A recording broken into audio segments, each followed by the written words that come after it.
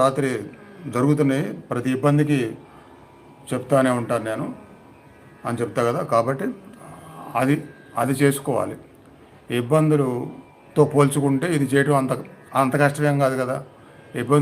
పడుతున్న ఇబ్బందులే చాలా కష్టం, చాలా అస్సలు లైఫ్ ట్రబుల్లో పడిపోయింది, ఇన్నే చెప్తారు కదా. కాబట్టి ఒక గంట కేటాయించాను అనుగ్రహం కోసం.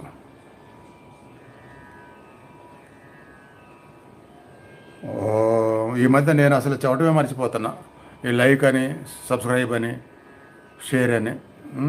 సో నేను మర్చిపోతున్నా కాబట్టి రామ తులసి లైక్ ప్లీజ్ అని పెట్టారు. గుర్తు చేసుకోండి, ఇంత గొప్ప సాధనలు 10 మందికి చేరాలి కాబట్టి లైక్ చేయండి ప్రతి ఒక్కరూ. మనం అనుకుంటాం కదా గురువుగారి రుణం ఏముంటుంది, రుణము అందరికీ మనం హెల్ప్ చేయాలి, అది నా సంకల్పం. నా సంకల్పాన్ని మీరు కూడా ఆ చిన్న చిన్న పనులను మర్చిపోకుండా గుర్తుపెట్టుకొని చేయండి.